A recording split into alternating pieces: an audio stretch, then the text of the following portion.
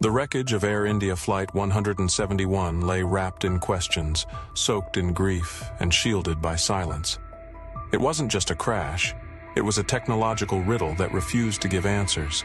A nightmare frozen in time, with over 200 souls vanishing into flames just seconds after takeoff. The world demanded to know, what happened inside that cockpit? What could bring down a state-of-the-art Boeing 787 Dreamliner in mere seconds, with no warning, no storm, no mechanical distress? Now, after countless theories, sleepless investigations, and hushed whispers across aviation forums, the black box has finally spoken. And what it revealed didn't just unsettle investigators. It shattered Boeing's reputation and exposed a flaw so absurd, so microscopic, that it defies logic. What you're about to hear is not just the story of a crash. It's a revelation that will haunt every engineer, every pilot, and every passenger who dares to trust the sky again.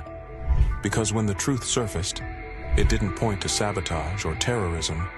It pointed to the captain's seat. The morning after the crash, while investigators combed through a landscape of scorched debris and twisted fuselage, a bright orange cylinder was spotted on the rooftop of a hospital dormitory near the site. It was the black box, more precisely, the flight data recorder, FDR, still intact, still pulsing with the final seconds of the doomed aircraft. With urgency bordering on desperation, it was rushed to India's Aircraft Accident Investigation Bureau, where a multinational team, including Boeing and GE experts, began decoding its secrets. What they found defied expectations. The Dreamliner had taken off in optimal conditions. Engines were stable, speed, climb rate, and instruments, all normal, until second 15. That's when the unthinkable happened.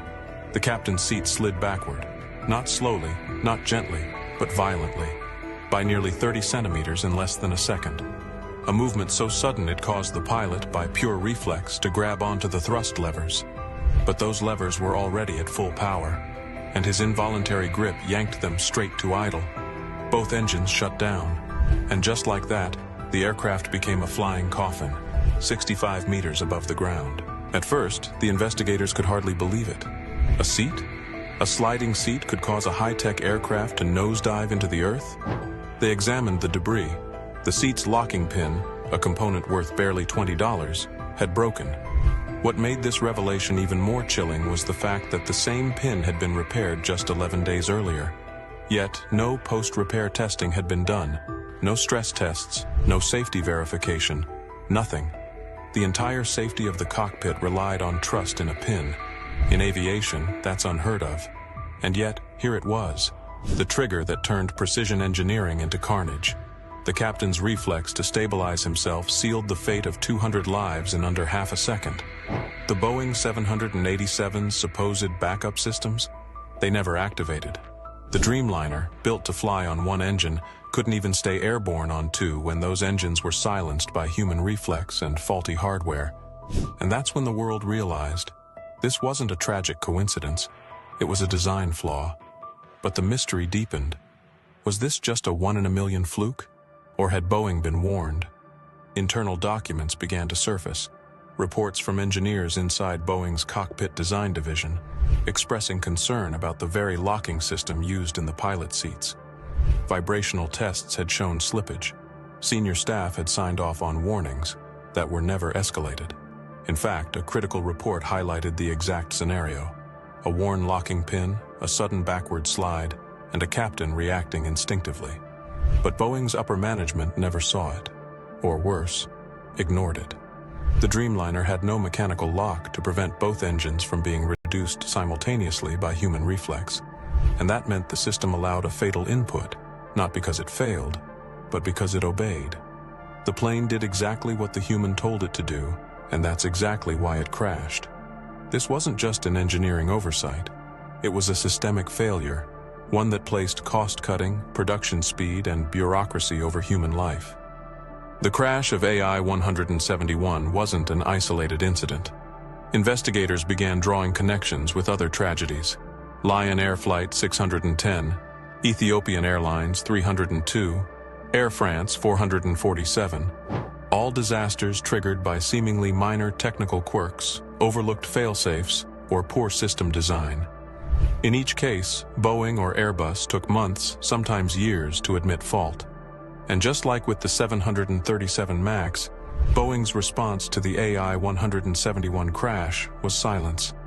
No acknowledgement of a faulty pin, no promise to review seat safety, no accountability. The company that builds aircraft worth over $150 million couldn't explain how a $10,000 seat part, or the lack of a mechanical override, led to a catastrophe. And now, families of victims, lawyers, engineers, and aviation watchdogs are all asking the same chilling question. If Boeing knew and didn't act, is this still a tragedy or a crime? Shortly after the black box was decoded, an international team of flight safety analysts recreated the scenario using Boeing's official 787 simulator in Washington. The goal was simple: test whether the replicated conditions could truly lead to an unrecoverable crash. But what happened in the simulation room left even seasoned pilots rattled. The moment the simulated captain's seat was jolted backward, every pilot instinctively grabbed onto the nearest support, and that meant their hand landed on the throttle. Within 1.2 seconds, both engines dropped to idle. In 2.7 seconds, the plane lost critical lift, and by 4.5 seconds, the Dreamliner hit virtual terrain. No pilot, no matter how experienced, could correct it in time. It wasn't human error, it was human reaction. The engineers went pale. The instructors were speechless. The data didn't lie. The aircraft systems had no countermeasure. The scenario wasn't hypothetical anymore. It was repeatable. And yet, Boeing had never publicly tested for this exact possibility. While the media waited for Boeing's press conference, something unexpected happened. A confidential memo surfaced from inside the company, dated just 6 months before the AI-171 crash. It outlined concerns raised by 2 senior flight engineers about throttle linkage vulnerabilities in low-altitude rollout phases. A cryptic but unmistakable reference to the very behavior seen in the crash. The engineers recommended a system-wide audit of cockpit hardware, particularly seat mechanisms and manual override limits. But the memo was buried. Worse still, an internal directive suggested avoiding public acknowledgement of any design flaws that might require retrofitting older Dreamliners already in service. Why? Because grounding the fleet would cost billions. One insider, anonymously interviewed, said, "We were told, if it hasn't happened, it doesn't exist. If it does happen, pray it's pilot error." AI-171 wasn't an accident waiting to happen. It was an accident scheduled by denial. As the final report neared release, governments began to pay attention. India, already frustrated by Boeing's lack of cooperation, submitted a formal complaint to the U.S. Federal Aviation Administration, demanding disclosure of all prior seat-related incidents. France and Singapore followed. Then came the bombshell. 2 Dreamliners in European service had reported seat anomalies in the past 18 months. One pilot described a violent rearward jolt during takeoff, which was dismissed at the time as mechanical fatigue. Now those reports were being re-examined in a different light. Insurance companies, already weary from the 737 MAX crisis, began investigating whether Boeing withheld key safety data. Airlines questioned their maintenance protocols, and families of victims launched a class action lawsuit not just against the company, but against specific individuals in its engineering chain of command. The crash was no longer a tragedy confined to a flight number. It had become a global reckoning.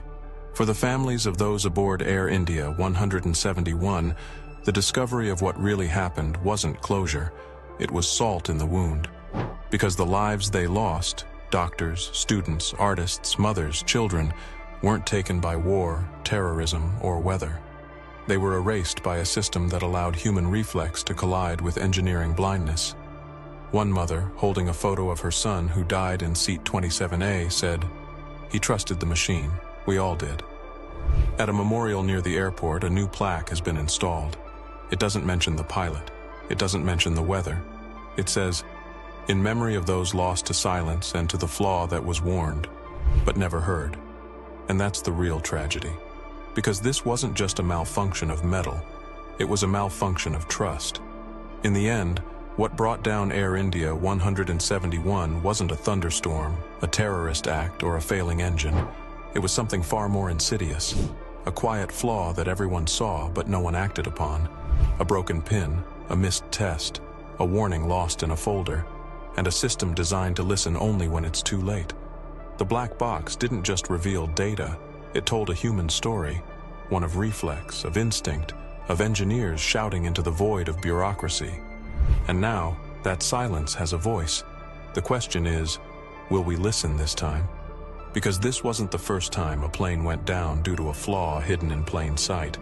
And unless accountability takes precedence over image, over cost, over pride, it won't be the last. Aviation was built on the bones of lessons learned in tragedy. But when we fail to learn, when we choose not to, we aren't flying forward anymore. We're just waiting for the next descent. If this story shook you, don't let it disappear into silence again. Subscribe for the stories others don't want you to hear. Turn on notifications so you don't miss the next revelation. Share this video, because someone you love may be trusting their life to the same system. And comment below. Do you believe Boeing should face trial for what happened to AI 171?